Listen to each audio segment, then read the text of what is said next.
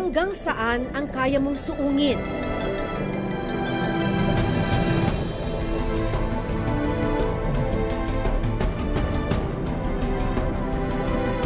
Gaano kalalim ang kaya mong sisirin?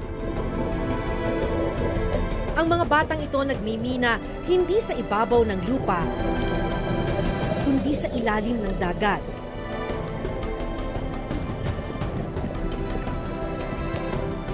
Para sa mailap na ginto at para sa inaasam na pag-ahon.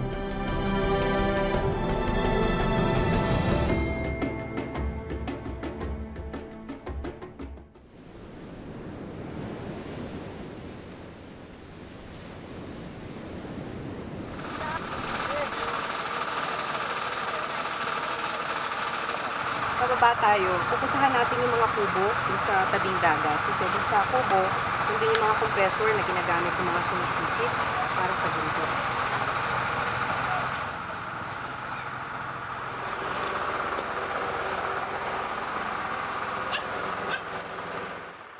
Sa pampang ng dagat, naabutan ko si Michelle habang hinihila ang sala sa labat na kawad ng hose na konektado sa isang kompresor. Ilang taon ka nung nagsimula ka nito?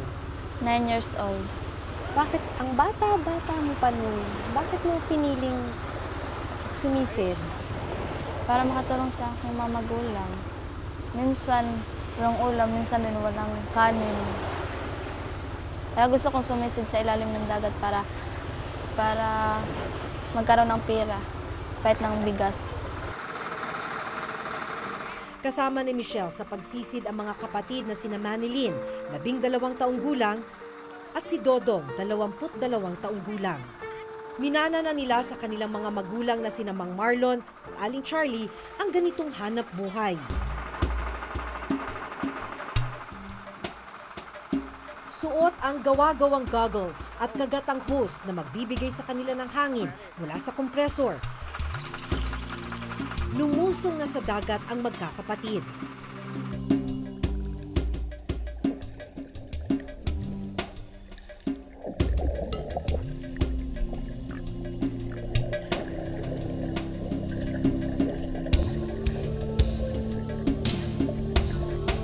Pagdating sa ilalim, naglagay muna sina Michelle ng bato sa bewang na magsisilbi nilang pabigat para hindi sila lumutang.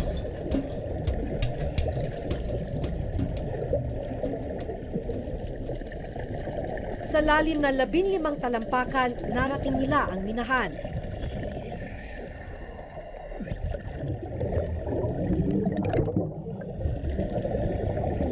Ilang sandali pa, nagsimula ng magpala ng buhangin sa ilalim ng dagat sina Michelle. Nagbabaka sakaling may makuha silang ginto.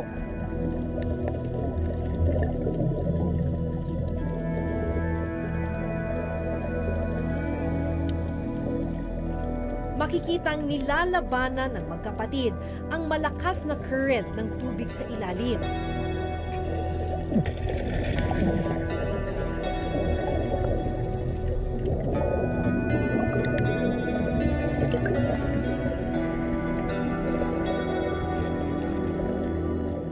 Kailangan din nilang takpan ang kanilang ilong para hindi mapasukan ng makapal na buhangin.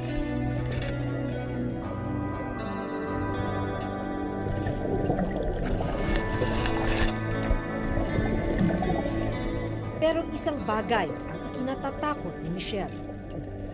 Natatakot ka ba na bigla kang mawalan ng hangin? Ano iniisip mo?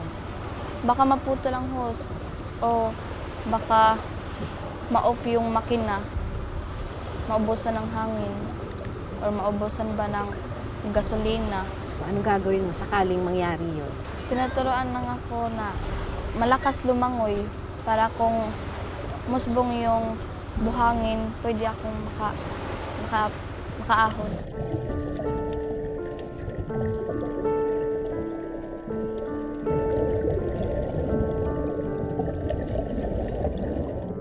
Sa kabila ng limitadong hangin na ibinibigay ng kompresor, buong puwersang pinapasa ng magkakapatid ang mga napunong sako.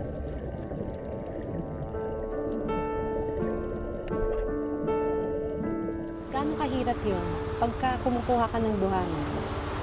Ang hirap. Kasi pag kumuha pa ako ng buhangin, papasanin ko pa. Ano yung nararanasan mo sa ilalim ng tubig? Nakabahan lang. Baka musbong yung buhangin. Ano ibig sabihin nun? Matambakan kami. So yun yung kinakatakot mo, na habang naglalakad ka doon, bigla kang mabagsakan ng buhangin. Minsan bato. Yung iba natambakan ng bato. Pasa ng isang sako ng buhangin, dadalhin ito ni Michelle sa Pampang kung saan naroon ang tinatawag nilang banlasan o salaan ng ginto.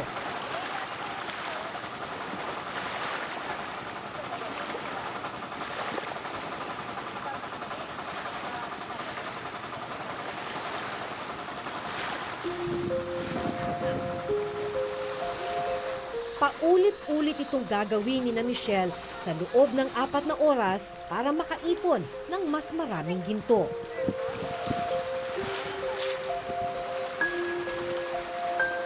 Grade 8 ngayon si Michelle, grade 7 naman si Manilyn. Pero may mga pagkakataon daw na kailangan nilang lumiban sa klase para magmina. Imbes na first pa ako, masikan na lang kasi umabsent. So sana first honor ka pa. Pero dahil sumisid ka, second honor. Kasi umabsent. Kailangan mong mag-absent, malungkot ka. Kung may gusto kang mangyari para sa pamilya mo, ano yun? Makaahon sa kahirapan para hindi na ako maka-absent sa school.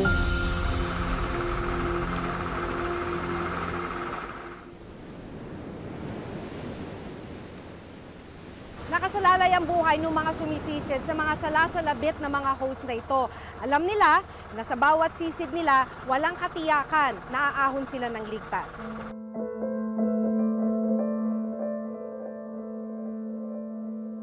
Sa mas malalim na bahagi ng dagat na umaabot sa 30 talampakan ang lalim. Nagtutulungan naman ang mag-amang sina Mang Marlon at Dodong sa pagpapala at pagsasako ng buhangin.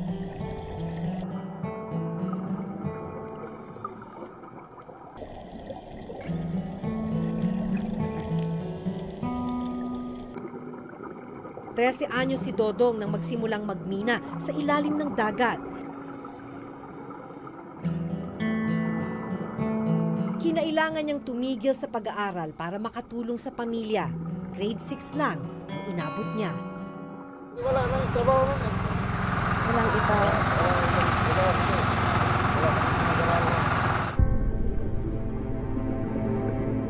Bakit po mahirap sa ilalim ng dagat? Kasi malamig doon. Minsan nga, gumaganyan ang mga paa namin. Nagagano? Oo. Kaya pag mapunta ka doon sa ilalim ng dagat, sumisilid ka, kaya kilos na kilos ka, parang hindi ka lalamigin.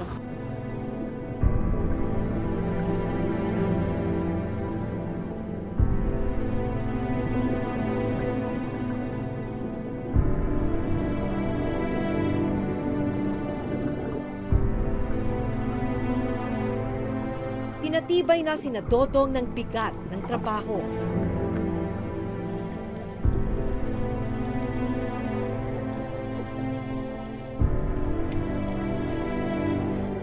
Deceiving yung itsura ng dagat. Kung titignan mo, napakakalmado. Pero sa ilalim niyan ay may mga malapit sa disgrasya dahil sa pagsisisid sa paghahanap ng ginto.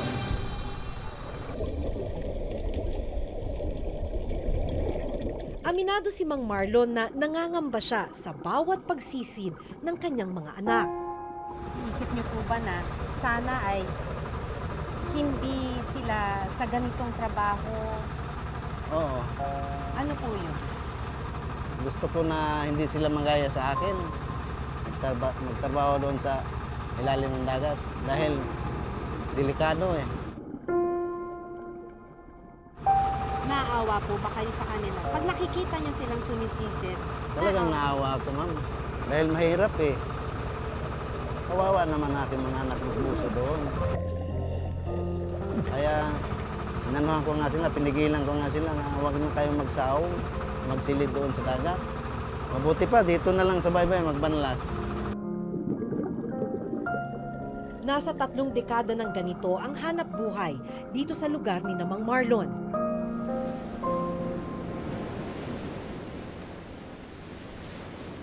Sa parehong baybayin, naghahanda na rin sumisid ang 12 taong gulang na si Marvin, kasama naman ang kanyang amang si Mang Val Rosales.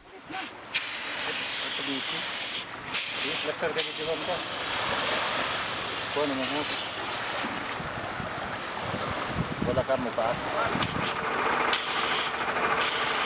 6 na taon nang nagmimina sa ilalim ng dagat si Mang Val, alam niyang mapanganib ang ganitong uri ng trabaho. Pero wala naman daw kasi silang ibang mapagkukunan ng kabuhayan. Ano mo ba yung pwedeng mangyari dun sa ginagamit ninyong hose? Halimbawa, yung makina pag naubusan ng diesel, papatay siya, ganun. Ngayon, pagdating doon, kung kinapos ka ng hangin, kailangan kumapit ka dito na makatabi ka kagad. Yan ang ginagawa namin. Nangyari na sa inyo yan? Oo. Ano nangyari sa inyo nun? Ay, kahapon nga, sumabog to eh. Minsan kasi, pag magandang panahon, tulad nito tag-araw, medyo ang klima naman ng dagat, medyo mainit siya. Kaya kami minsan sumisisid kami ng alas 8, minsan umaahon kami alas 12:30. O bakit puputok? Eh, sa sobrang init, ma'am. May init yun. Hinawakan mo kayo na doon, di ba mainit? Yung puno, yun. So puputok yung hose? Oo, yun. Pumutok kahapon? Oo, putukan ako. Ayun, Ay, parang pumutok ganun. na nga, oh. Pumutok? Oo, ayun. Nasaan po yung ano niyan? Ah, Saan yung sumisisit? ahon yun. Ano ho nangyayari? Nakameter man eh.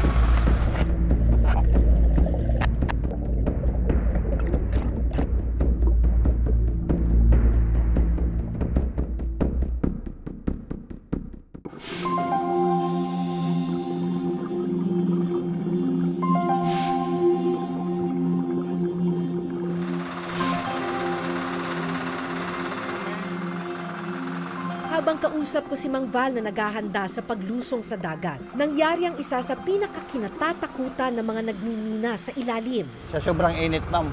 May init yun. Hinawakan mo kayo na doon, di ba mainit? Yung puno, yun. So puputok yung hose? Oo, yun. Pumutok kahapon? Oo, putukan ako. Ayun, Ay, parang pumutok ganun. na nga, oh. Pumutok? Oo, ayun. Natuklasan na host ni na Dodong ang pumutok. Maingat na hinila ng inang si Aling Charlie ang hose ng anak.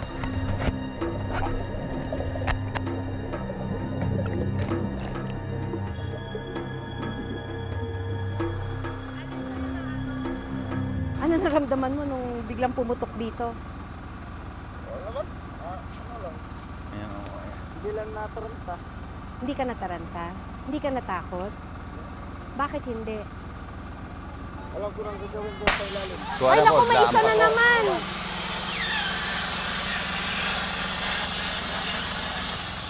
Tignan ko pa na napay usang katibuto. Sino naman po yan? Kapatid niya yun. Kapatid mo? Gaano kalalim yung kapatid mo?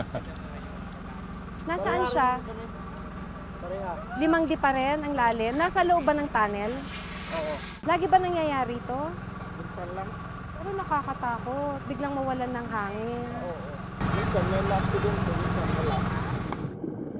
Gagawin mo pa rin to, lulusong ka pa rin kahit na may ganitong mga aksidente. Gawin kasi wala nang trabaho nun eh. Pagkaahon sa tubig, agad inayos ni Dodong ang nabutas na hose. Yung mga pumutok na hose, mano-mano rin lang na nire-repair. Tapos pagka-repair nila ng ganitong paraan, yung mga sumisisit, babalik uli sa dagat. Di ba, pwedeng pumutok uli yan kung ganyan lang yung repair.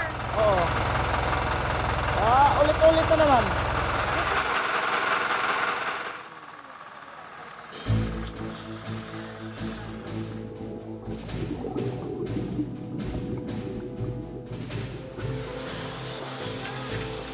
Tuloy na rin sa paglusong ang mag-amang sina Mang Val at Marvin.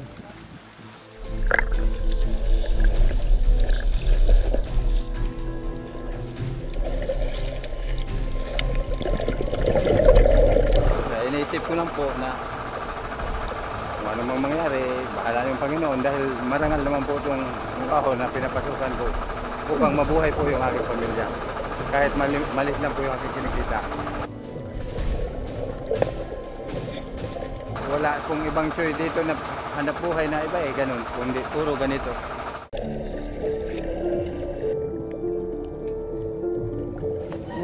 Absent ra ko aron mo tabang. Wa mi kanon.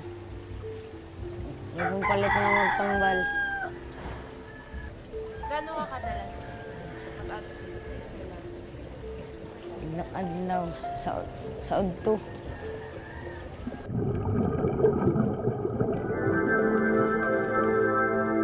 Palalim ng palalim ang hukay.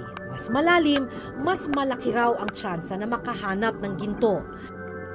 Pero dahil malabo na raw ang tubig at lumalakas na rin ang undercurrent sa ilalim ng dagat, nagpasya si Mang Val na tumigil muna at subukang muling sumisid kinabukasan.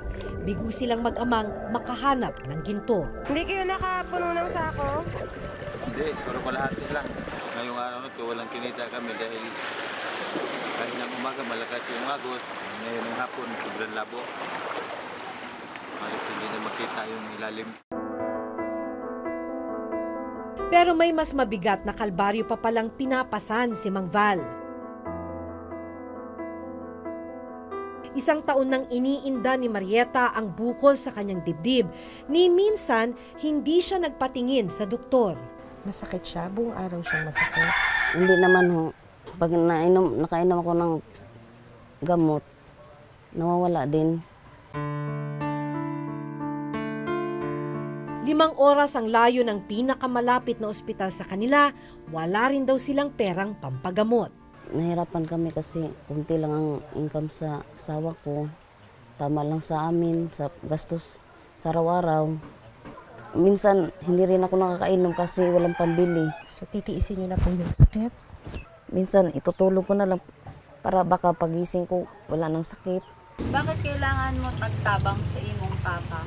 Ano makapalit ng bugas o tambal ni mama.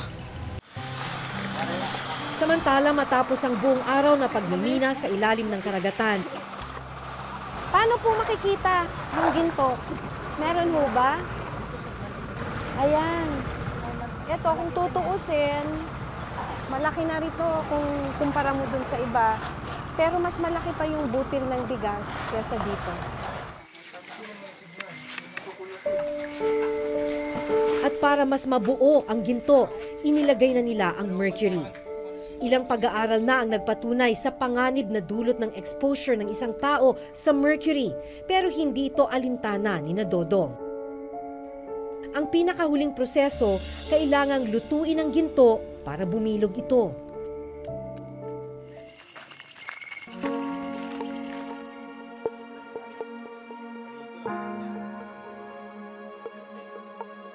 Sa mahigit 1,000 pisong bayad sa kanila, 1 to 10.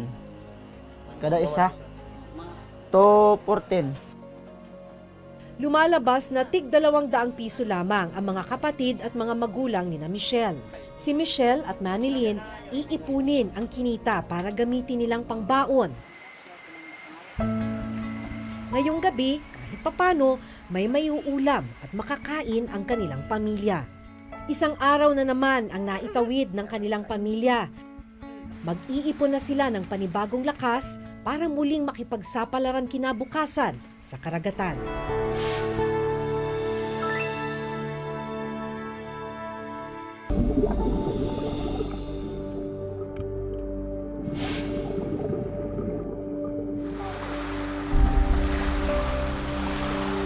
Sa kabila ng pagtulong sa kanyang pamilya sa pagmimina sa dagat, hindi napapabayaan ni Michelle ang kanyang pag-aaral. Patunay rito ang medalyang nakuha niya sa eskwela. Medal ko yan nung grade 6 pa ako. Ika-third honor ako niyan. Kung papapiliin ka ba, magmimina ka pa rin? Hindi dahil mahirap. Pursigido si Michelle na makakatapos siya ng pag-aaral. Gusto kong maging teacher para maturuan ng aking mga kapatid. Sabi kasi ng mga magulang ko, huwag kang mawala sa pag-asa naisip ko na pag mag-quit ako sa school, mas lalong lumala ang paghihirap namin.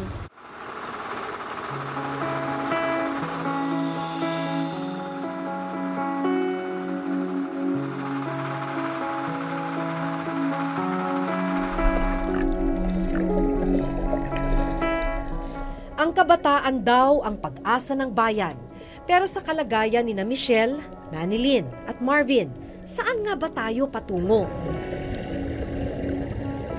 Sa ngayon, isa lang ang siguradong pinanghahawakan ng mga batang minero. Na ang bawat mabigat na sakong kanilang pasan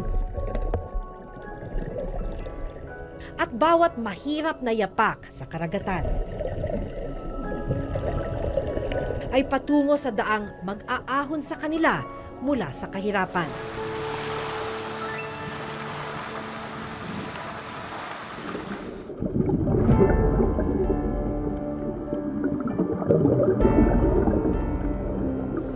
Ako si Maki Pulido at ito ang nakatala sa aking Reporter's Notebook.